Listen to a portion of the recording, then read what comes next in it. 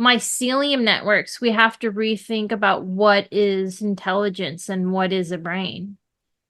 Because mycelium networks act like A neural network. brain, Yeah. yeah, neural network. So it's like, okay, well, does that mean mycelium networks are intelligent? And so that could, like, the people who don't have a working brain and all this. So, like, No, I understand. Consciousness could come in a lot of forms. And I'm sorry, but I think I can digress a little bit on this. it's Yeah. okay. I have an unpublished short story, which certainly isn't because it's not a quality work. I, I understand. I like every author just has a stack of rejection letters, but I have an unpublished short story called Planet of Souls. And this guy dies and he has the near death experience of leaving his body. And he goes straight into space and he goes to the planet where souls are processed. And he realizes that very few of the souls are human. Um, very few of the souls are from Earth. Um, and he's going through kind of a judgment day without being too cheesy, pearly gates type experience. And everybody's wearing these robes, and so you can't see who's who and what's what. And the only other soul from Earth is a dolphin. It's like, oh, thank God, finally somebody from Earth. And it's like, yeah, we're pretty rare up here, you know. According to the rest of the universe, okay, fungus go first. They're the most spiritual.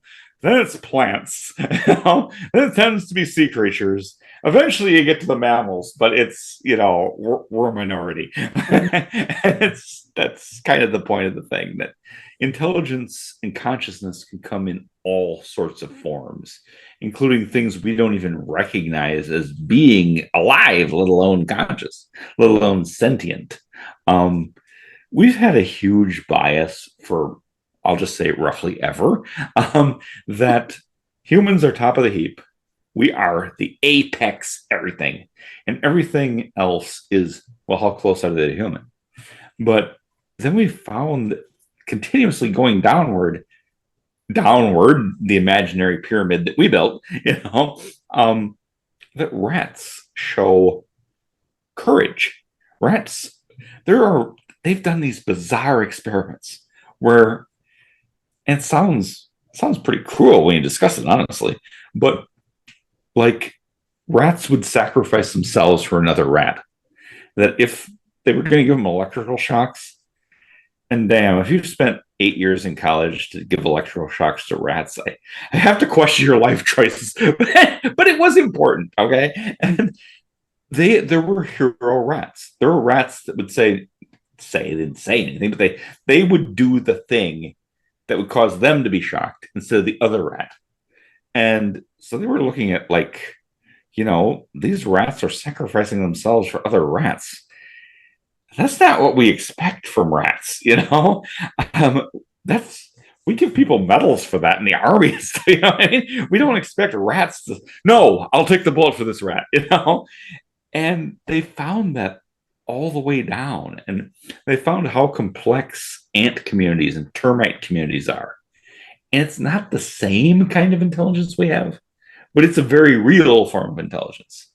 And there's a lot of, and it's cutting edge, so it ends up being, kind of outside the norm, outside the what gets reported on and what gets funding.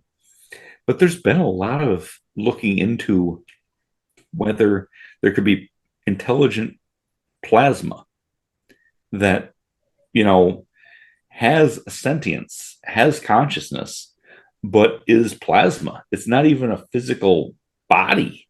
And that's something people are looking into. So, and if I can just, sometimes I jabber a lot, but No, you digress intelligently, so we could listen to you all day. So please go oh, ahead. thanks.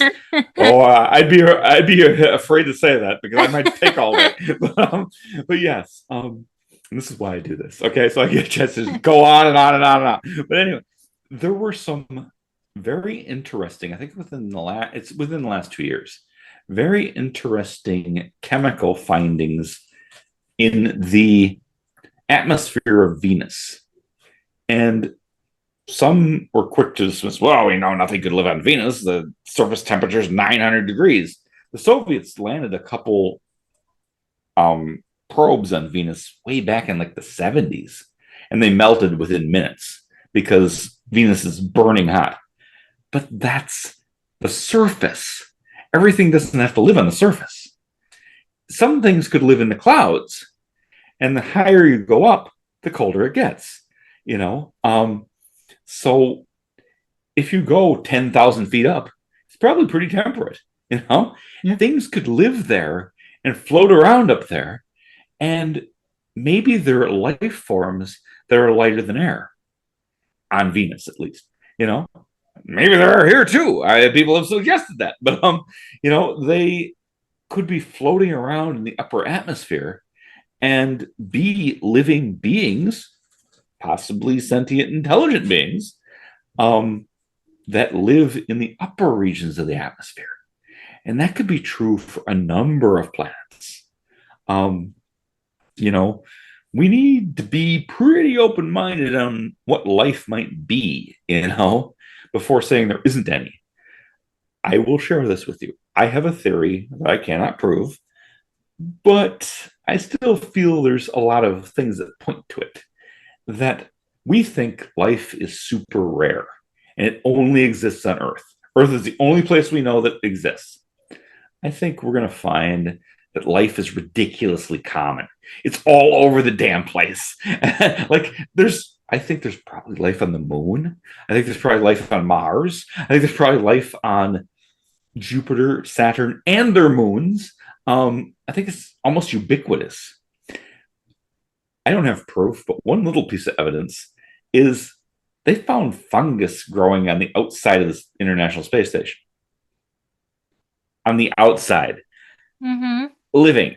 Well, how could that possibly live? It's living in a vacuum, hit by cosmic rays, where it's supposed to be like absolute zero. How could anything live there? Well, looks like they got fungus going on here. But you look at the Earth. There's no part of the Earth that doesn't have life. Not one. Antarctica. There's life in the ice. You go diamond mines 2 miles down in South Africa, and they find fungus and bacteria. It's not big life, but it's definitely life. We don't have any place that doesn't have life. So what makes you think that all the rest of the planets don't also have some form of life all over the place? The one mainstream science thing I'm most pumped up right about now is the Europa mission. Now, consider what they're going to find is going to be really weird, because Europa. What if Lovecraft was right in his dreams, and they're all living under the ice, and then we release them from the ice? Yes, that's exactly. You mentioned it first. The Lovecraftian beings. Remember, it's a ball of ice. They've never seen the sun. They live in total darkness in water. So there are these watery creatures that live in total darkness. Wow. So if a tentacle breaks out of that ice, it's going to be life-changing. A lot of people don't realize that all of H.P. Lovecraft's stories were dreams. Almost every single one of his stories were dreams. And so when we talk about lucid dreaming and vision quests and stuff, like Call of Cthulhu, like I'm sure some of his stories were like a collection of his dreams made into a story, but a lot of it was dreams. Like that man was not, he would definitely have a mental illness today, but they called him a nervous disorder. Yeah.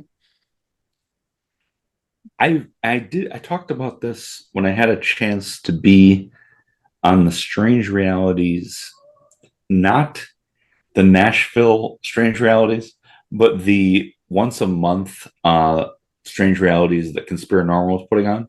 Yeah. And I talked about what if aliens, for lack of a better, but beings from other planets. If you're going to come here in a ship, you're going to have to deal with a physical nuts and bolts ship. You're going to have a hell of a trip. Okay. You got to build it, and then you can only go light speed, So if you're from far away, you're going to take forever to get here. All the problems with that. But what if you went there astrally traveling? And I felt that maybe that we've been receiving astral travelers for a long time. And if those creatures, for lack of a better term, in Europa, maybe they come here. Maybe they influence people like Lovecraft. Maybe they influence people like Kenneth Grant, who worshiped them, wanted to summon them. Well, maybe he did, I live in Wisconsin. It's by Devil's Lake. Again, I can't prove anything, but there were some strong rumors that some people were doing some rituals and some things were appearing in Devil's Lake. But if they came here in a purely spiritual form, there's no speed to light because you're not a physical being. You can be anywhere instantly. Yeah. I think that's a very viable possibility. I absolutely do. The cosmic traveler. Indeed. Hence cosmic collisions. Exactly. And if they came here, they might look like orbs. Yep. Their soul, is floating outside the body. It might look like an orb. Yep. And I do know from this goes. I'm not a physicist, so I don't, physical versus non-physical, but that astronaut that did the song and became really famous, the new one, Hadfield, is that his name? I think so. He did an experiment to show that things in space. He did an experiment in space to show that when it comes to gravity, things like to come together as an orb, or not an orb, an egg shape. Spheroid.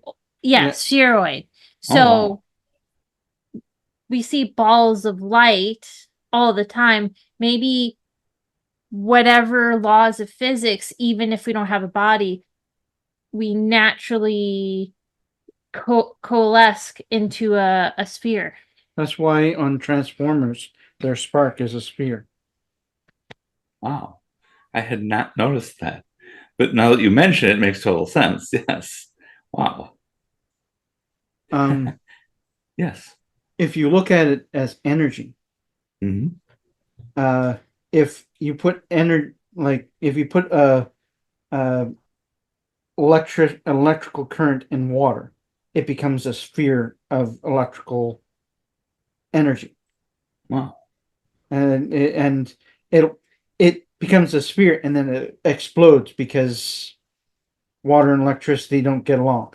No, they sure don't. It's So don't try this at home, folks. Because it hyper heats the water and causes mini explosion. Wow. But it creates a sphere. And so if our bodies have a natural electrical current as depicted by photos of the body, you can see I can't. Yeah, that's energy. special. It's Carillion, maybe. Yeah. I don't know if that's right. They tried to discount it because no. So they can't really discount it because the guy who came up with it, he's Russian, and it was all hard science. So there's nothing to say that it's not that. It's extremely repeatable. Yeah. Anything's repeatable. Oh yes, people have a electrical field around them. Yeah. Yes, I think that's even like mainstream accepted. I think so. But yes, you have an electrical field on you right now. Every living person does. Yeah. Absolutely. And where does that go if you die? Exactly. And what does it mean that we have that? Yeah. But when you look at the actual science says energy doesn't die, it just changes form. Absolutely. Matter and energy they don't die.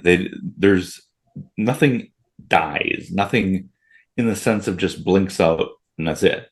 No, it only transforms into something different. And that's the whole, to be grim, that's how the nuclear bomb works. A Yeah. little bit of matter turns into a whole lot of energy, Yeah. and that energy and matter can exchange, but they can never die. It always maintains equilibrium. Yeah. Which leads to some conclusions if you take it there, Yeah. Yes. And does consciousness ever actually die, or does it just change to a different form?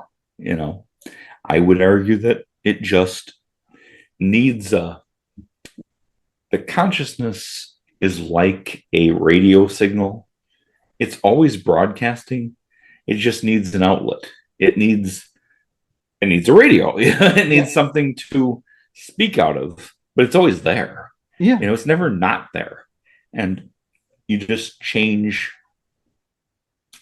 the method of transmission, you might say. The thing that you're talking out of, the vehicle. You change vehicles. That's what I would say.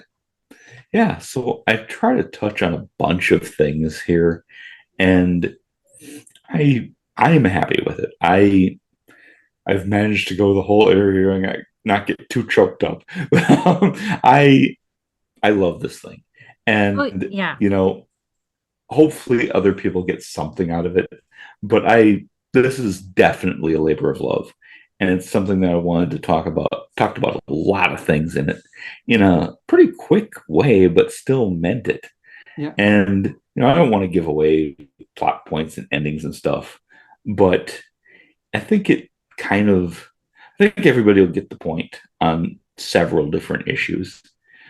And it shows how atheistic regimes and hyper-religious regimes treat dissenters essentially exactly the same way. Yeah. Stalin, who was a hardcore atheist, treated people pretty much the way today's Iran does, And they couldn't be more different on paper, but when it comes to behavior, no, they're pretty much the same. They're pretty much the same. And that's something I wanted to get across. That's like a theme, And then there's an interesting, crime drama element to it that at least I found it interesting. But yeah, that's what I was trying to do. So talking about the crime drama, I just wanted to read this because I love this description and I think you should paint this like a portrait. Okay. So this is describing the two detectives we meet. Rich Coleman was a tall, slim black man with steel gray hair and a perfectly trimmed mustache. He wore high-end suits and favored bow ties. Donald Lockwood was a short, squat white man with a walrus mustache and a rumpled tweed jacket. His cheap clip-on tie usually contained remnants of the day's lunch. I love that description. Those two are adorable. Oh, man, thanks. I love them so much. Someone needs to do a portrait of them. Okay. I would love to have illustrations in the next edition. That'd be awesome. Because a lot of this would really benefit from illustration. Yeah, those two are adorable. Like, that's just amazing. I love that description. I had to write that down. See, those two detectives, their banter,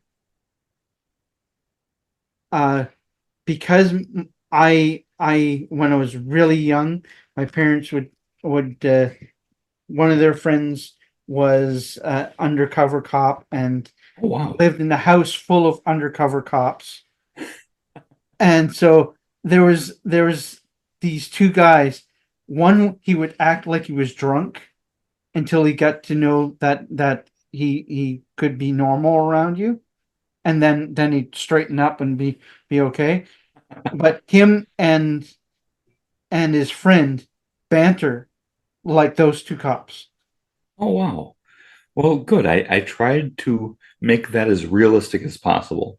I did spend 14 years in law enforcement myself, Neither of those are an actual person I knew, but they're more composites of Yeah. a bunch of people I knew. And that, yes, that's how they talk. And Yeah. I'm glad you found that realistic because it is realistic. It is. That's kind of how they talk. And I, without giving much away, um, one of the things that I was most proud of was the evidence that is quant. Okay, and just to be blunt, this very much starts with the murder of a small child. Yeah. Okay, a very public murder of a small child. Yeah. And that sounds simple and it is totally not simple at all. It's crazy as hell. Yeah. And the evidence that the police, the killer's arrested instantly. Just put killer in quotation marks and you'll figure it out if you read the book. But Yeah. The killer's arrested immediately and has the most bizarre evidence on him. He has money that falls into three different piles. One is regular money, just like you and I have in our wallets right now. The other is money that looks like what we have in our wallets, but was never issued. And the third is bizarro money that is exactly like American currency, but was never existed, has the wrong people's faces, has the wrong denominations. We don't have $7 bills, you know. And it has Ronald Reagan's face out. What the hell is this thing? But it's done at the same quality that it came from the National Mint. That's what somebody traveling back in time might have. Yep. And then this isn't a giveaway because it doesn't really matter. But the gun that he uses in the murder doesn't exist in our world. As the ballistics expert says, if I had to classify this, it'd be a 37 Magnum. We don't have those. Okay. The gun and the bullets don't exist in our world. Now, either somebody went to like a blacksmith, and forged this thing as a one of a kind and also made the ammo, or what the hell are we dealing with here? And that becomes important. And I was tooting my own horn, but I was pretty proud of that because that's the kind of evidence that's like, what the fuck? This guy is not from here, but they're pretty sure he's from here. Yep. They're really twisting his arm to admit you're from here. And sorry, go ahead. It's interesting too that the address that he has on the apparently it's a very Mandela effect type thing. It has to be fake. It can't be real. But he has a driver's license that has a real address on it, except for the fact that the freeway was changed and he never could have lived at that address. So, but it's a real driver's license, and that it's a deal. And there's a lot of that in there, and that was fun. That was fun to write. I'll be honest. It just shows what the hell is this guy, which is the whole name of the game. Is the whole story. Also, go ahead. Oh, sorry. Go ahead. No, you first. I jabber. So when I read the part with the address with the housing complex that no longer exists, it reminded me of the TV show called The Travelers. Did you see that one? Jeez, that's really familiar, but I don't think I did. It was made within the last 10 years, and the main actor is so famous, and I love him, and I never remember his name, but in that one, they send their consciousness back, and AI sends it back. But the way it works is people who they track people who died at certain moments, and they send the consciousness back right when that person would be dead. So basically, that person has hit their lifeline, and then a new consciousness comes back. But I'm gonna do spoilers for the Traveler TV show. It's been out for a while, so sorry, but they always get the slightest things wrong in that show. Like the AI has given them instructions how, because the future is very dystopian. They talk about standing next to vast yeast tanks to stay warm, and they talk about living in these cities, and it's really sad. So the AI gives them instructions. They always, everything is slightly Different. off. Yeah. And they, in every TV show, they fail to change the future until the very end, when the guy is in the lab that is going to create the AI that they have in the future, and he sends a message like, "This is a failure." So everything, they're like, I'm trying to, it's so long ago, but I can't remember specifics, but I remember like every show, it would be frustrating because something would just go wrong or something would be slightly off and the future would still be the same. Mm-hmm. It's one of those things, you can't kill Hitler. It's you can affect minor changes, but some things are so big that you can't change them because you'd preempt yourself. If you change something that leads to the start of the program that leads to time travel, then you never can do it. So you can't do that. You can attempt, but you always fail. And that's kind of part of it too.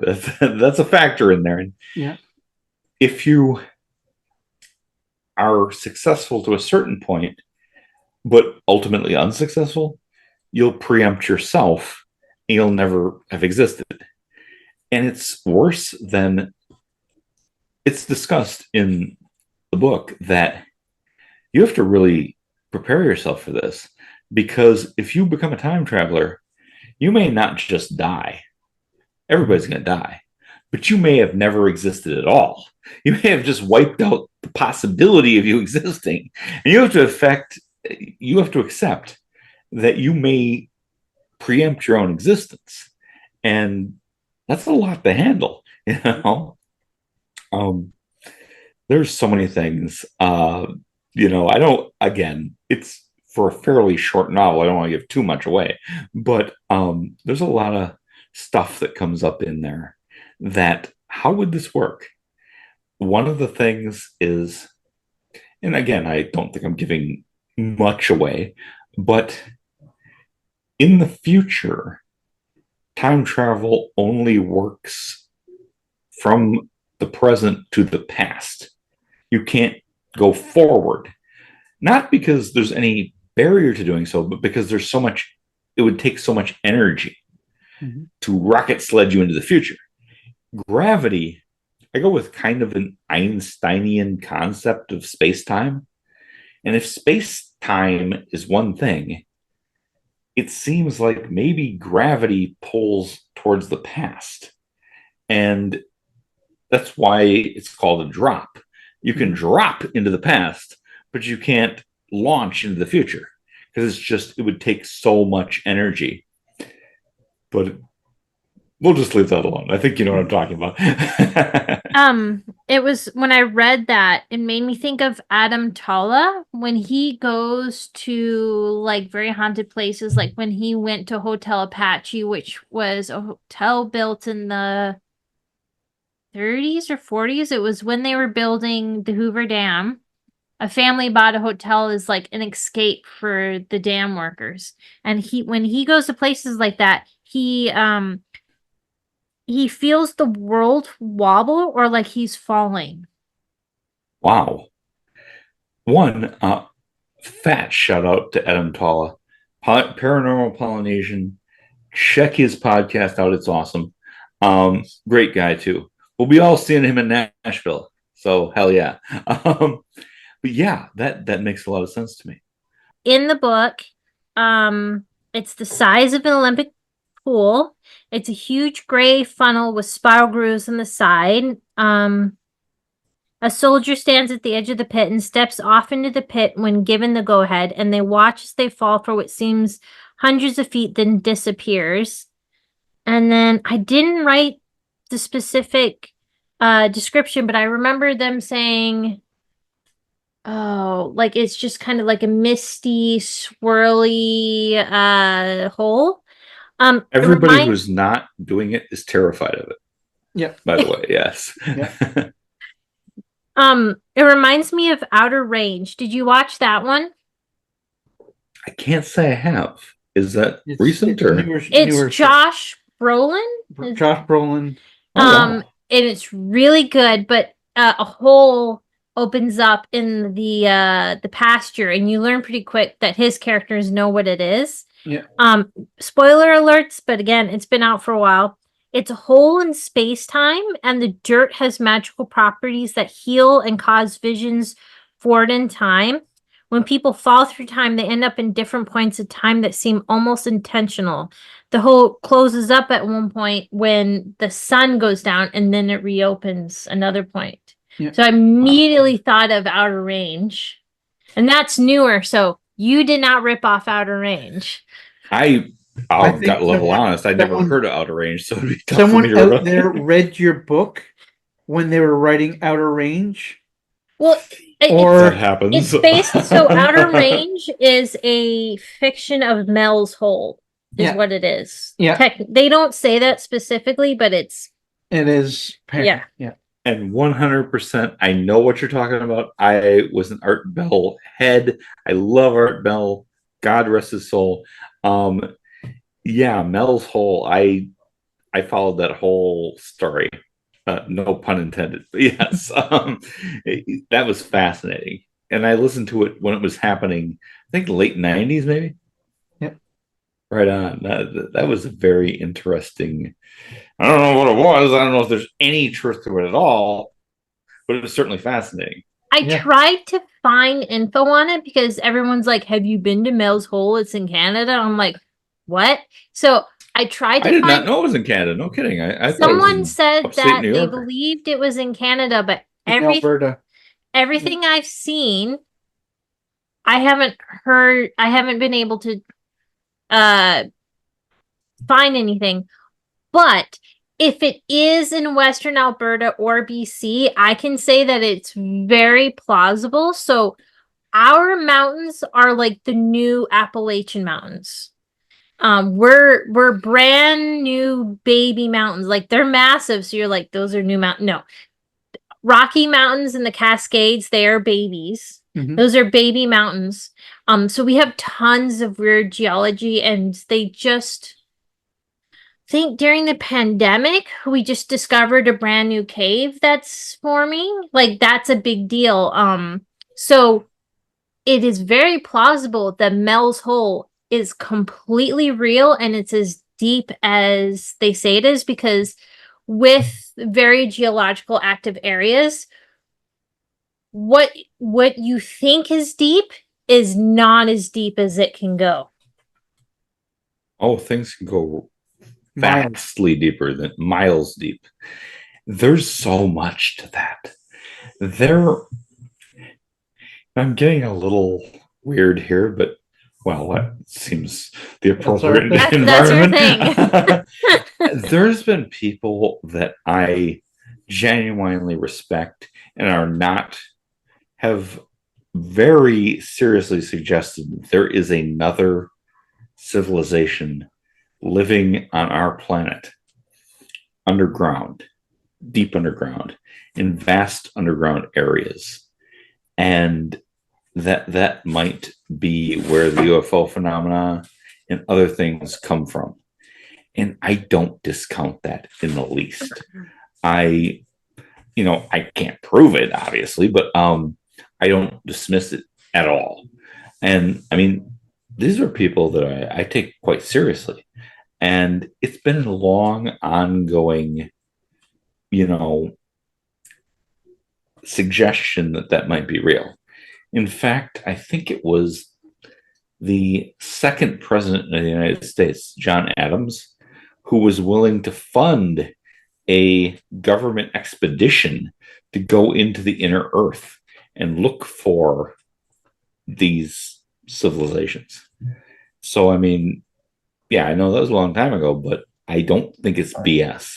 I think there's at least a possibility of it being completely true. It's a possibility.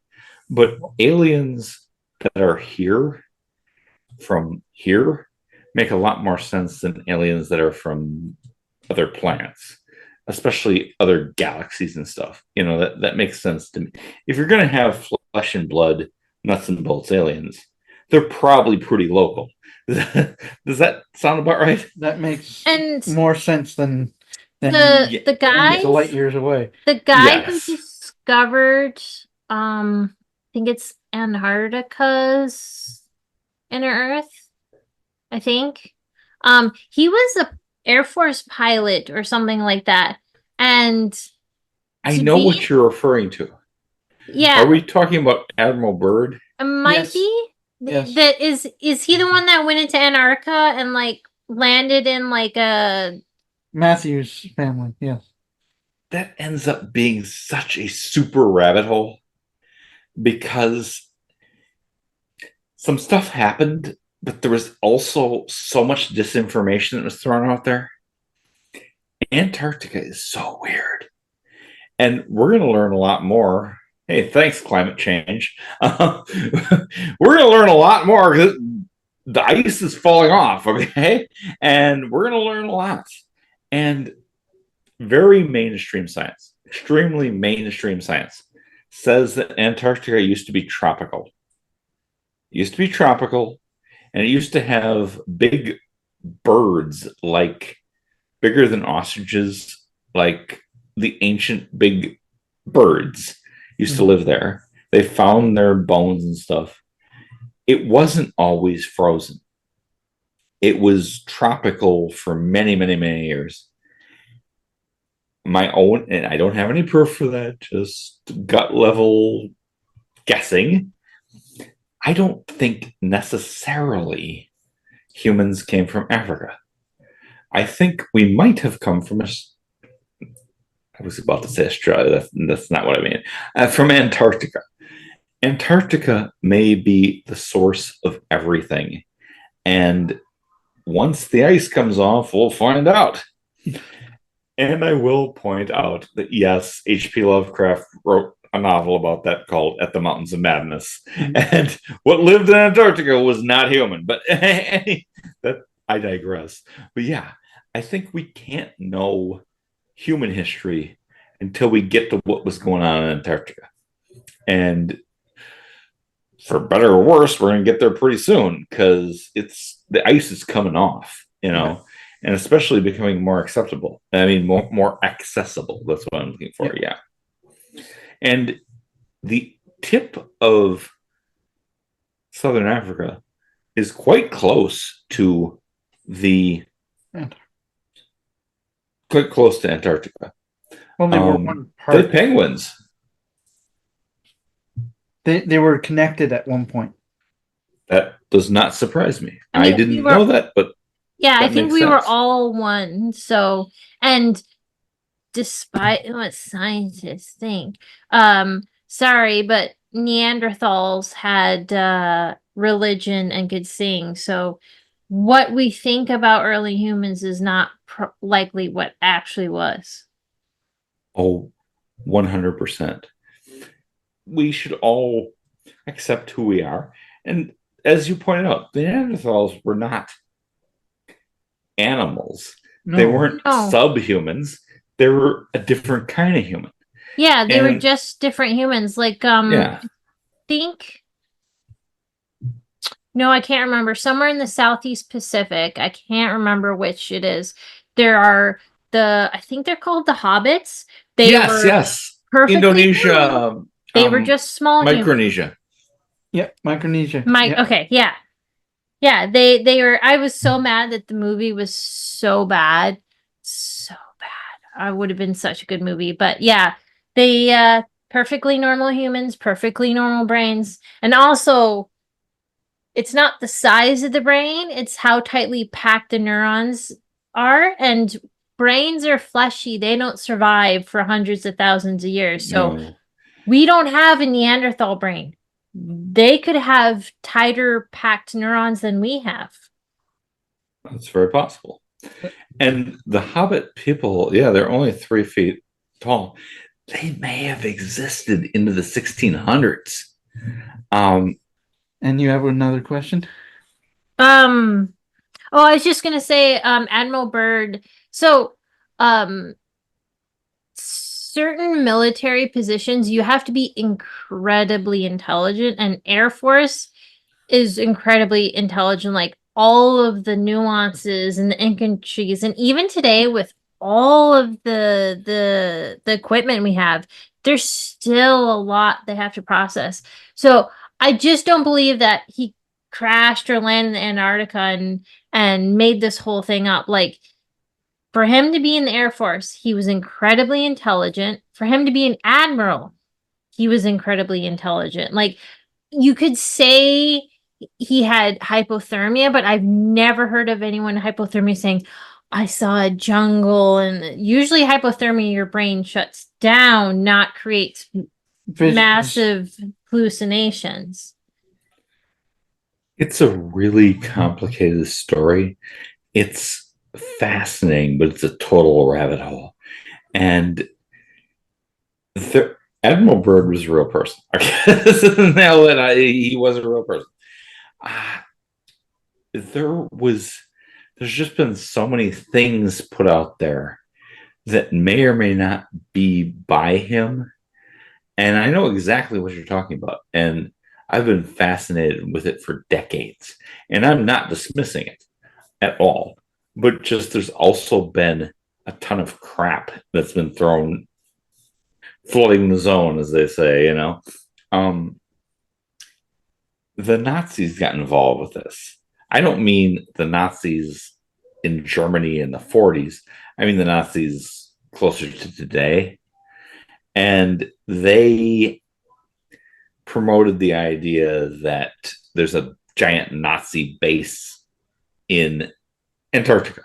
Yeah. They promoted the idea that all the top Nazis went to Antarctica at the end of the war. And that's crap. Okay. It's crap. It comes from a guy named Ernst Zundel, who, he's Canadian, actually. Yes. Yeah. Well, I don't know where he's originally from, but he was banned in Canada. Yeah. Because you guys have more rational limits on freedom of speech than we do. Yep. Because we don't basically have any. So, but when I say Ernst Zundel, maybe you do know who I am talking about? Yeah. Yeah, he's a total fucking neo-Nazi. Pardon my French, but he is. And he wrote a book about Nazi UFOs and said that Hitler was alive and living in Antarctica, and they created all these great UFOs, these great flying saucers, which somehow didn't win the war. No shit, huh? Like, if you really had that stuff, we'd be in a very different world, wouldn't we? Yeah. Anyway, and somebody finally confronted him. He gave an interview, and some journalist confronted him and said, "Do you have any proof for any of this?" He said, "No, but when you can write a book and put the Fuhrer's picture on the cover, why not do that?" He basically admitted he was full of crap. Okay. Yeah. The whole UFO Nazi thing was just nonsense, but it promoted his cause. Yeah. And he's a Holocaust denier, and he's just he's a genuine piece of crap, but he's still alive and doing his thing, and as far as I know. But yes, he pushed for that story that the Nazis had these fantastic flying machines, and they all had huge bases under the ice in Antarctica. And Hitler's fine, and he's coming back, so get it. And it was all crap. It was just fiction by Ernst Zundel, but which I thumbs up to Canada for literally banning him, because he's just an evil person. But yeah, I learned about this even before. I mean, not before, but outside of paranormal interests.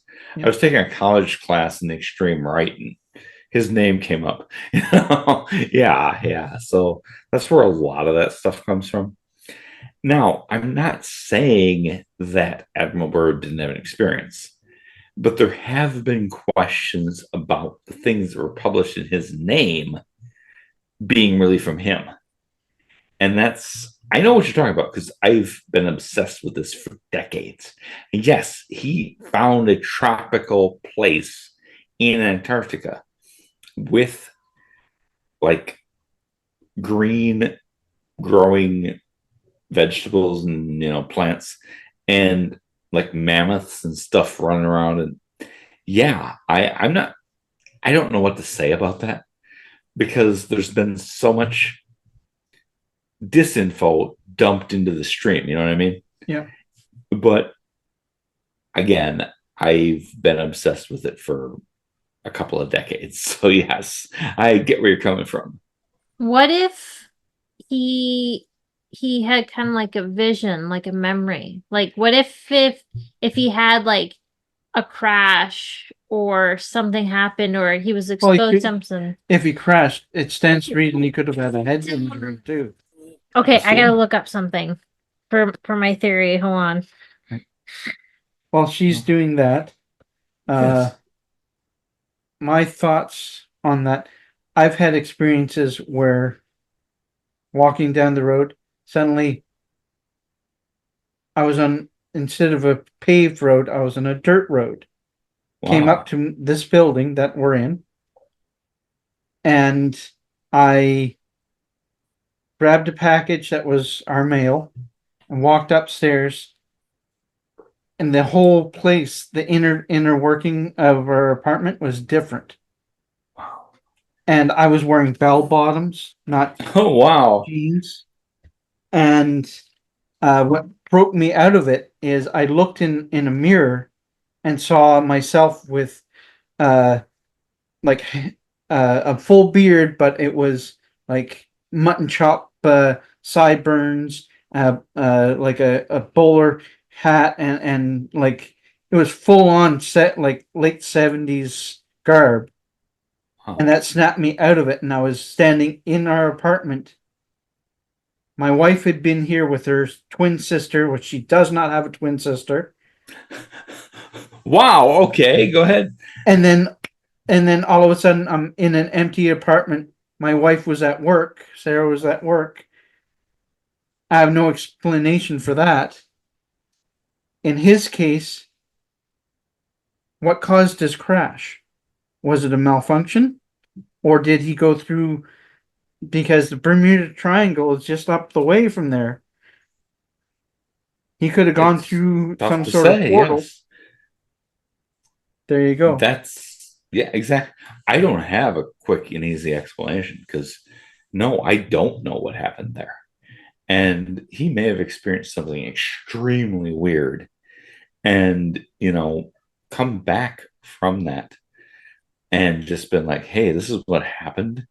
But so often with this full-on phenomena, you can't really explain it, you know what I mean? It's just something that we don't understand, and it happened, but I don't know what the meaning is. It's And we've talked about this before, and I don't mean to beat it to death. We have talked about it before. Yeah. The Bigfoot sighting, um, that me and my wife had, and in 2019, and it only lasted a limited number of seconds, and we don't have any pictures. We can't prove anything, but at least two people saw it simultaneously. And yet, what did that mean? I don't know. I have no idea. I can't explain it. I know it happened. I know I was there. I know I saw it. I know it was running away from us and not aggressive. But so much of this stuff, you're just kind of left out there wondering what the hell happened here, you know? And I don't have any quick and easy answers. But that's if you are into this whole thing, which you and I and all of us here are, that the more we find out, the less we know. We just know that we know less, We don't know what causes any of this. We don't know what we're dealing with. I don't know if you guys have seen the series is it The Stranger? It's based on a Stephen King book. It was on Netflix, and it's about a murder, and the all the investigators eventually get to the point, and I'm giving away spoilers, but it's been out there for 5 years or so. Yeah. That this was a paranormal event, and the victim's mother does not react well to that. She's like, "So you're telling me after all your investigation, you've got the goods on the boogeyman? Are you kidding me?" And she storms out. And but it honestly often feels like that. Yep. We, we look at this stuff, we investigate it. I have good friends who do physical investigations with, infrared cameras and those, zone detectors and all the ghost hunting gear.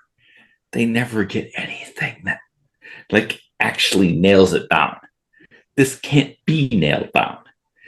In fact, Timothy Renner, and fat shout out to Timothy Renner, host of Strange Familiars. He's going to be giving a great presentation in Nashville.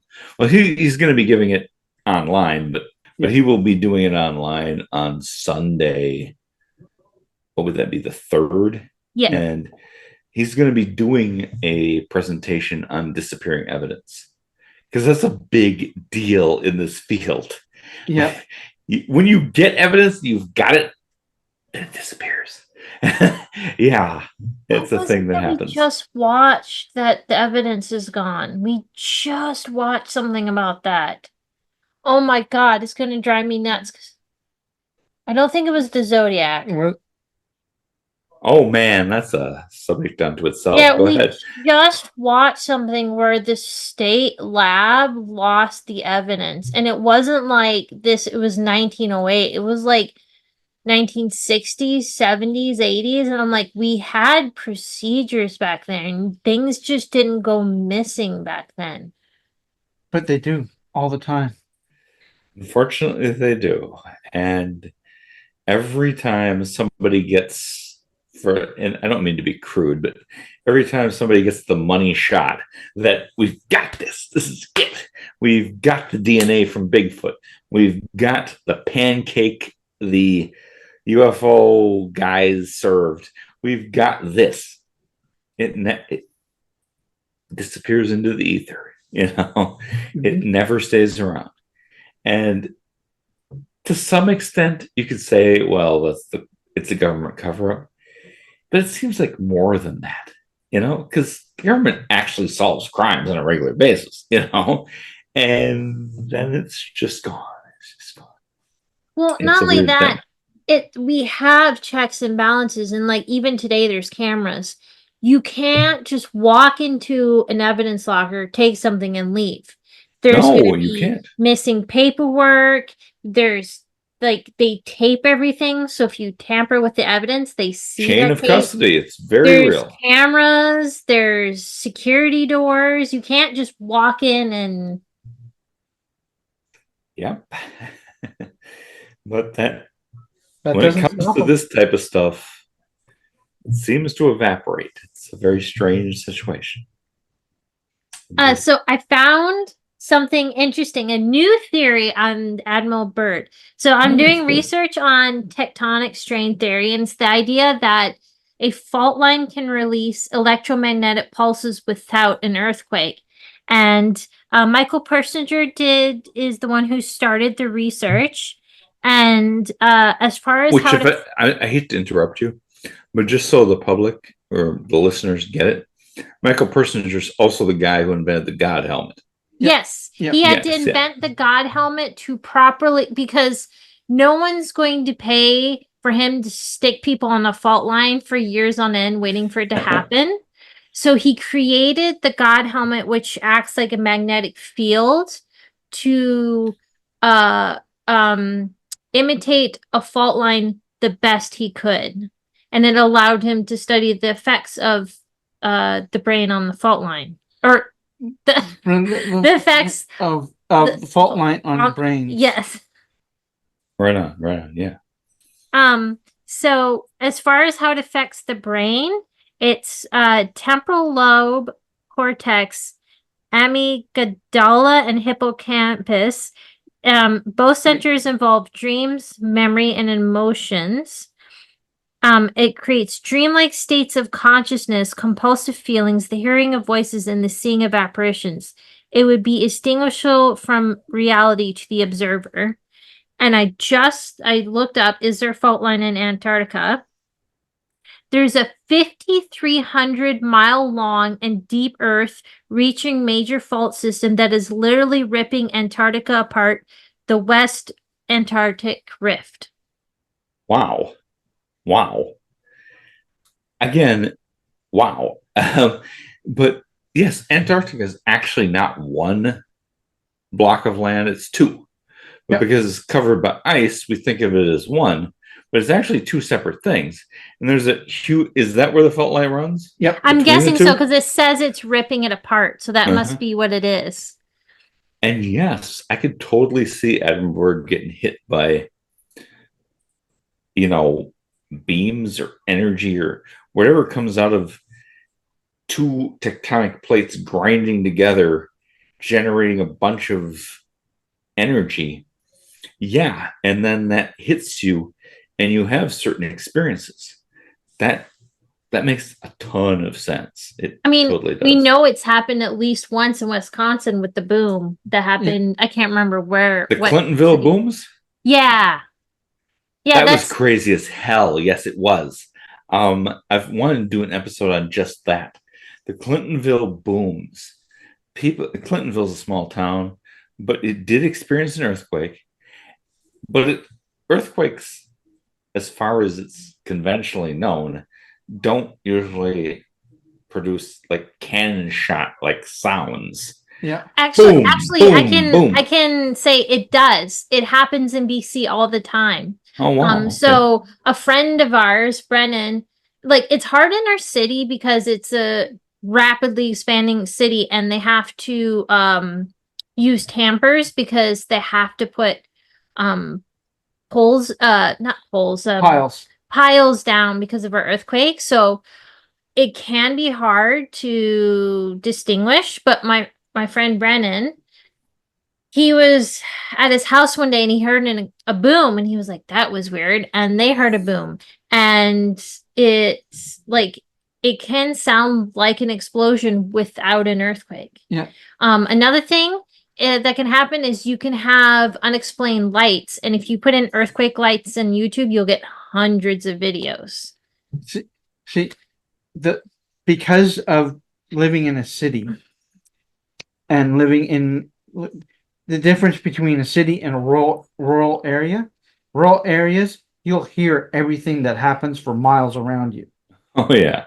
The city, you're lucky if you can hear anything over the next block. There's light pollution and there's noise pollution, and yeah, you're very limited. Yeah, totally. Having lived in both, because I grew up in a cornfield and now I live in a major city, it's night and day. It's really different. In the rural environment, you hear everything. In the urban environment, it takes a lot to just get noticed, And the light pollution, I can't see anything when I go outside and look for the northern lights or something. You miss it, don't you? I do. Yes, I do. That's it's a trade-off. There's a balance, there's some good and some bad. But yes, and as far as noise, no, our noise is constant. We just like run things so we don't have to hear everything. Yes. Yeah. But that's 100% true. You've got that right. With the idea of tectonic strain theory and earthquake lights and noises, you don't have to have an earthquake. It can just be naturally occurring. Well, the thing that causes the earthquake isn't just happening during the earthquake. The plates are always kind of grinding and in the case of Antarctica, they may be separating, Mm. and that and there's always going to be sound generated from that, which means EMF is being generated by it. But also going to the book Lost World, there are incidences where there's thermal vents where animals can still exist. Oh, yes. And in Antarctica, there's places where you can go to that no one's ever seen before. And if he came down in one of those areas where there's a thermal vent from that separation, he could have seen everything that he saw. And that could have happened, absolutely. Yeah, the volcano's active. Forget, it's a special volcano. I can't remember what's special about it, but it's very active. Wow. Yeah, I mean, there's a lot there. And we know almost nothing about Antarctica. Like, we know a tiny fraction of what's really going on there, what really has gone on. And it's going to be a very interesting future with that. Yes. It should be very interesting. But like you're talking about, yes, the plates grinding together, they're making so much friction. Well, think of static electricity. Yeah. They're just sending a ton of static electricity. And now think, if you just walk across a carpet and touch something, you get a noticeable effect.